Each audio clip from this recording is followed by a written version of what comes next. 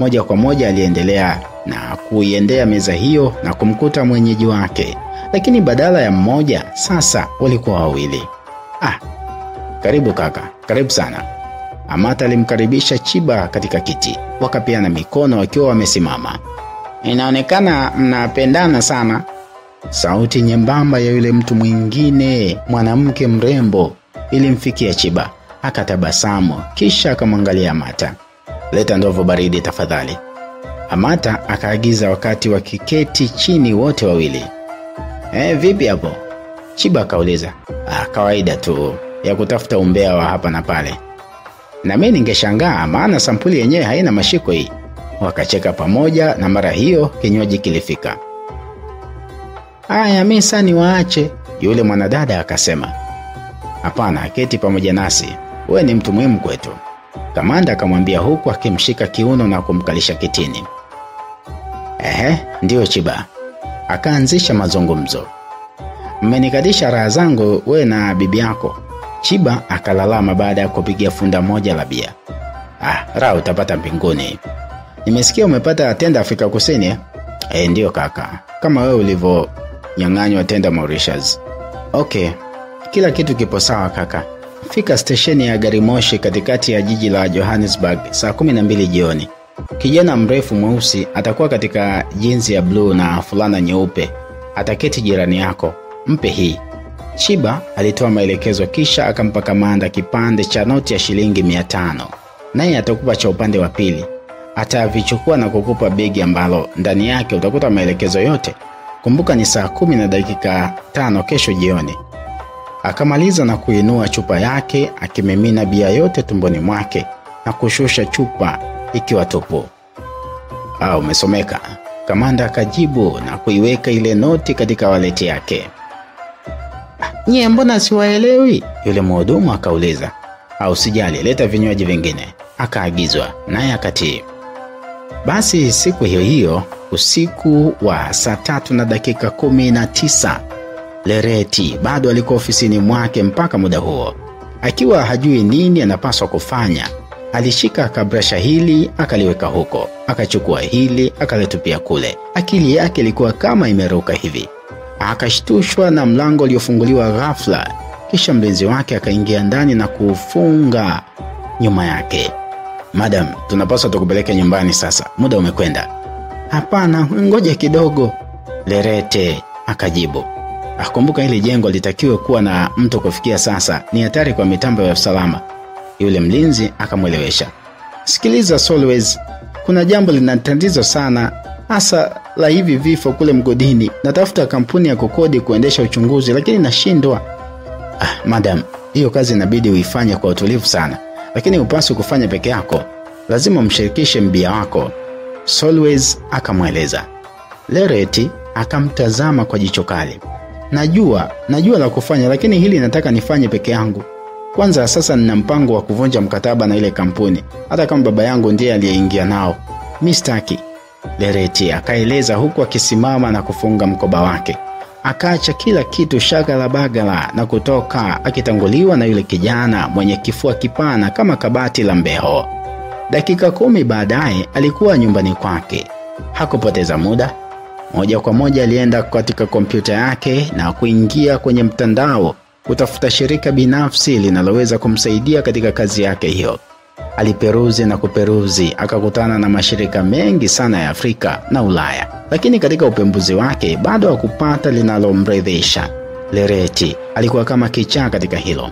Alipitia mashirika makubwa na madogo, akajaribu kutafuta anwani za watu binafsi wanaofanya kazi kama hizo, lakini bado alijikuta akigonga ukuta. Nifanyaje? Akajiuliza pasi na kupata jibu. Akaendelea kupekua na kupekua. Alipochoka, akaondoka zake na kuingia chumba chake cha kulala. Karibu katika sehemu ya 3 ya riwaya inaitwa Mkono wa Jasusi. Hii ni msimu wa 2 au wengine wanaweza kuita season 2 ya ile riwaya iliyoitwa Mkataba wa Kifo. Riwaya hii inaletwa kwako na Simulizi Club na hii ni sauti ya Pasco Tuliano. Ukihitaji kuwasiliana nasi Simulizi Club kupitia nambari ya WhatsApp Lakini pia kwa ajili ya kujiunga katika grupu letu la WhatsApp, basi nambari zetu za simu ni 0743217523. Akajibwaga katika kitanda kilichompokea kwa upendo. Usingizi ulimpaa. Saa yake ukutani ilikuwa ikiyoyoma. Tayari saa 9 ilikuwa inafika na bado hakuwa amekamilisha kazi yake. Akajikuta akilia peke yake, akaitazama picha ya baba yake mzee Khumalo iliyokuwa juu ya meza yake ya kusomea. "Nakupenda sana baba," alisema kwa sauti ndogo. Akakiacha kitanda na kuiendea. Akaichukua mikononi mwake, akaigusa kwa vidole vyake. "Walikuwa baba, niliapa kukulipia kisasi. Nitafanya hivyo kwa kuhakikisha na kuwa bega kwa bega na mtu aliyekuwa. Nisaidie nimpate," aliwaza huku chozi likilowesha nguo yake ya kulalia. Akiwa katika kuwaza hivyo, moyo wake ukapiga kwa nguvu. Akakumbuka tukio lile la kifo cha Tracy Tasha. Lereti akamkumbuka muuaji huyo, akamkumbuka aliyemuua pia. Amata, akajisemea kwa sauti ndogo. Akajikuta akiruka kwa furaha kama aliyeshikwa kichaa au mwenda wazimu. Siku iliyofuata, Lereti aliamka mapema sana, ijapokuwa alichelewa kulala. Alijiandaa na kusubiri gari lake kufika. Kila wakati alikuwa akitazama saa yake na kuona muda kama hauendi hivi. Walinzi wake tayari walikuwa wamekwisha mzunguka, na wakati huo gari lake aina ya Lamborghini ilifika na kuegeshwa mahali pale. Pamoja na walinzi wake waliondoka kuelekea ilipo ofisi yake ndani ya jengo la Khumalo Tower.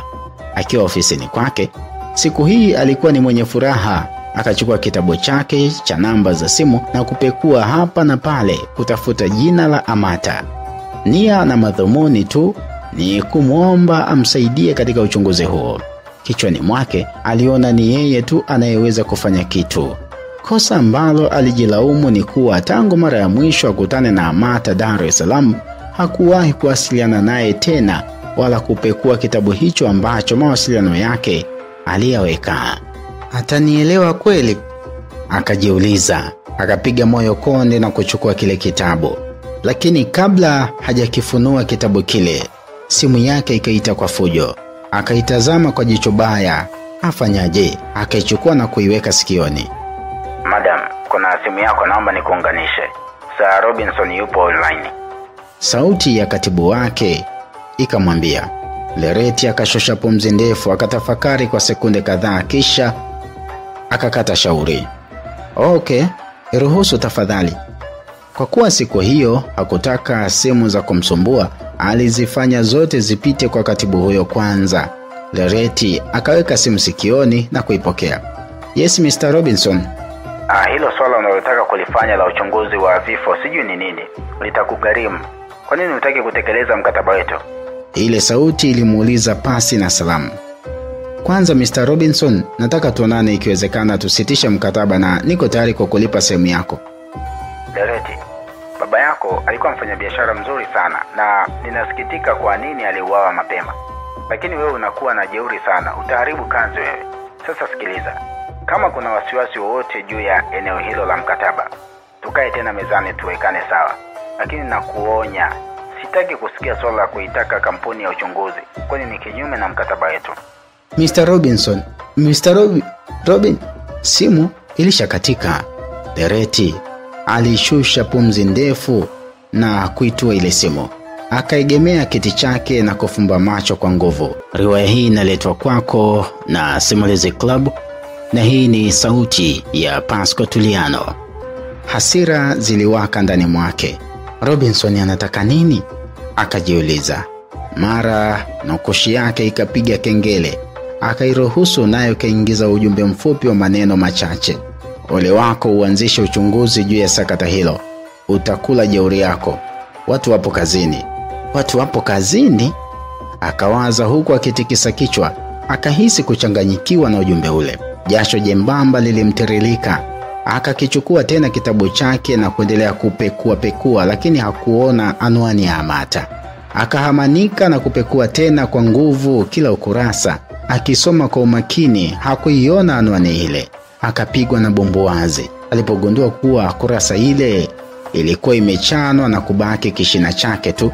Lereti alihisi akili yake ikishikwa na ganzi. Nikaondoa hii karatasi, akawaza huku akihisi kutetemeka mwili.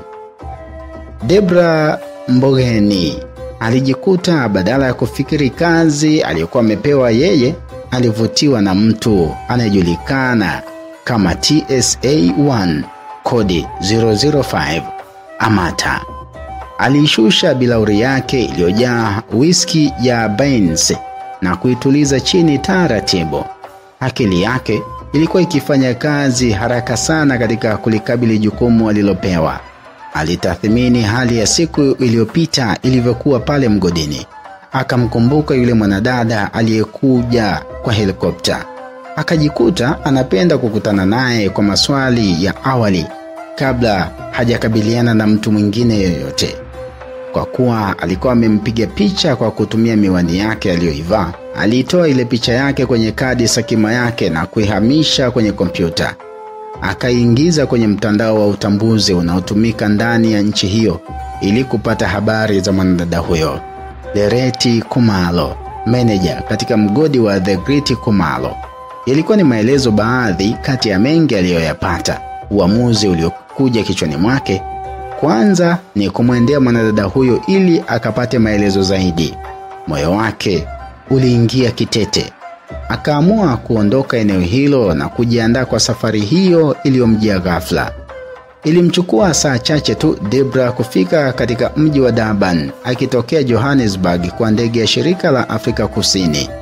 Jua bado lilikuwa kali kiasi, lakini hatuwezi kusema kuwa kulikuwa na joto au baridi, lakini hali ya hewa kwa ujumla ilikuwa ni ya kawaida siku hiyo msikilizaji. Akavuta hatua na kufika jengo la mapokezi ambapo alipita bila shida na kutokea nje ya uwanja huo mkubwa uliopewa jina la Louis Botha. Taksi ilikuwa usafiri pekee uliomfikisha katika ghorofa kubwa lililobeba maandishi Kumalo Tower juu yake. Akainua uso kulitazama na kisha akaingia ndani yake kupata maelekezo ya wapi mwenyeji wake alipo. Lereti Kumalo aligutushwa na hodi iliyobishwa mlangoni kwake. Aliporuhusu mgeni huyo kuingia, ndipo alipomwona mwanadada aliyeficha uso wake kwa miwani mieusi akijitoma ndani ya chumba hicho kikubwa kwa hatua za kuvutia, catwalk. Lereti akamtazama kwa jicho pembe kutoka pale alipokuwa akiandika kwenye kompyuta yake. Nani huyu? Akajiuliza. Debra akaketi pasi na kukaribishwa akitazama na uso kwa uso na mwanadada huyo tajiri mwenye umri mdogo. Lereti akaacha kuandika na kuisogeza kando kompyuta yake. Wakatazamana kwa jozi la sekunde. Riwaya hii inaletwa kwako na Simulizi Club na hii ni sauti ya Pasco Tuliano. Karibu sana, akajibu Debra huku akiondoa miwani usoni mwake. Asante, Debra akaitika. Naweza kukusaidia? Nafikiri nipo katika ofisi ya Bwana Kumalo. Bila shaka. Na we mwenzangu nani? Mimi naitwa Dhodumile Mwambakosi. Akajitambulisha kwa jina la bandia huku akitabasamu. Sawa, ndio Dhodumile, karibu sana. Asante. Akajiweka sawa kitini huku akiufumbata vizuri mkoba wake. Mimi nimetokea nchini Lesotho, ni mmiliki wa maduka kadhaa ya vitu vya thamani, hasa vitengenezwavyo kwa dhahabu na almasi. Kipindi cha nyuma nilikuwa nanunua mara kadhaa madini kutoka kwa Mr. Kumalo. Nikaanguka kiuchumi kutokana na hila za wabia wangu. Akatulia kidogo huku akiyasoma macho ya mwenyeji wake. Sasa nimeweza kusimama mwenyewe, hivyo nimerudi kutaka kufanya biashara tena na Mr. Kumalo. Yeye ananifahamu sana. Je, naweza kuonana naye? Debra akajieleza maelezo ya uongo akiwa na nia ya kuzunguka lakini afike kwenye lengo lake. Lereti akatabasamu na kushusha pumzi ndefu. Ukimya ukatawala kati yao na nukta kadhaa. Kisha akamtupia swali mgeni wake. Mara ya mwisho ulifanya biashara na Mr. Kumalo mwaka gani au ilikuwa lini? Takribani miaka 7 iliyopita. Okay, huwezi kumwona kwa sasa kwani hayupo katika biashara hii. Lereti alimweleza. Debra naye alijiweka sawa, akaegemea kwenye meza iliyokuwa mbele yake. Ina maana ameuza kampuni hii au imekuwaje? Hapo sijaelewa. Akaeleza. Hajaiuza kampuni, ila kwa sasa hayupo kabisa. Amekwisha kufa miaka 5 iliyopita. Lereti alieleza kwa sauti ya chini kidogo iliyosikilizwa na Debra kwa ufasaha. Oh, poleni sana. Sasa nani anaendesha kampuni hiyo badala yake, Debra akarusha swali, kwa maana sasa alimfikisha Lereti pale anapotaka na akajua wazi kuwa atapata kile anachokihitaji kiurahisi zaidi. Mimi ni binti yake pekee na ndio mtoto wake wa kwanza. Kwa hiyo kama ni biashara inabidi sasa ufanye na mimi. Oh, sawa, nimekuelewa, lakini nikuulize swali, lakini samani kwa swali hili. Bila samani. Mbona sikuwahi kusikia kama Khumalo anaumwa au kifo chake kilikuwaje yani? Aliumwa. Lereti akajibu kwa mkato na kuinama chini kama anayeangalia kitu fulani. Poleni sana Lereti. Baba yako alikuwa mtu mwenye roho nzuri sana. Alipendwa. Mara kadhaa aliwahi kuja Lesotho na kunitembelea katika ofisi yangu. Debra aliongea uongo mtupu, lakini kwa mtu asiyejua uongo kama Lereti, aliona kuwa ni kweli yote anayoambiwa, ukizingatia miaka hiyo 5 nyuma yeye alikuwa bado masomoni. Sasa Lereti, mimi nataka kurudisha tena biashara na kampuni yako. Unasemaje? Akaanzisha mazungumzo mengine kwa lengo lile lile. Haina shaka, ila kwa sasa kuna matatizo na shughulikia. Nikiamaliza nitakutaarifu. Wewe niachie mawasiliano yako tu. Matatizo? Debra akauliza. Ndio, si unajua kampuni hii inaendeshwa kwa ubia kwa miaka mingi sasa. Lereti akafunguka. Ndio najua, hata mzee aliwahi kuniambia hilo. Ndio, sasa nataka kusitisha mkataba na huyo mbia ili nifanye kazi mwenyewe. Umeona kuwa hakuna maslahi kufanya na mbia Debra akaendelea na maswali yake kichokozi. Hapana, matatizo mengi tu katika mkataba wetu na kwa sasa mgodi umefungwa na serikali kwa muda. Okay, nimesikia hiyo habari. Kumbe ni mgodi wa Khumalo. Ndio, kuna vifo vimetokea mfululizo ambavyo vimeleta utata. Swala hili limepelekea serikali kufunga mgodi na kufanya uchunguzi ambao majibu yake wanayo, lakini mimi bado sijayapata. Lereti alijikuta anaongea mambo mengi ambayo asingepaswa kufanya hivyo. Mara simu yake ikaita. Akanyakua mara moja na kuiweka sikioni. Ndio, niko tayari, nakuja. Akakata ile simu. Dhondumile, nina kikao na wadau fulani, napaswa kuondoka. Sasa ndakutafuta baada ya siku 3. Nafikiri mgodi utakuwa umefunguliwa na pia napenda kukukaribisha kama mdau wa marehemu Khumalo, hata ukatembelee na kuona kazi inayofanyika. Akamwambia huyo huku akiwa amesimama wima na mkoba wake ukiwa tayari begani. Asante sana, nimefurahi kukutana na wewe Lereti. Debra akamshukuru na kumpa mkono, kisha akamkabidhi kadi yake ya kibiashara kwa minajili ya kutafutana baada ya hizo siku 3. Riwaya hii inaletwa kwako na Simulizi Club na hii ni sauti ya Pasco Tuliano. Saa 11:30 jioni, Kamanda Amata aliteremka kwenye ndege ya shirika la Tanzania ATC inayomfikisha katika jiji la Johannesburg salama salmini na kwa muda mwafaka. Haikumchukua muda kupita eneo la ukaguzi na kutoka nje ya uwanja huo. Akiwa katika eneo la maegesho ya magari binafsi na yale ya kukodisha, alitazama saa yake iliyokuwa yapata saa 11:51 za jioni.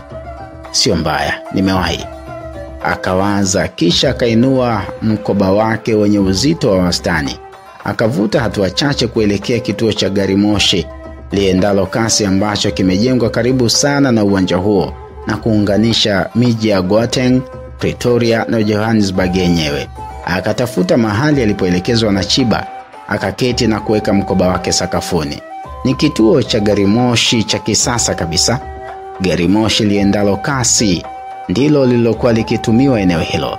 Msafiri ashukapo ndege kama anaelekea Pretoria, basi hapo ilikuwa ni mahala pake.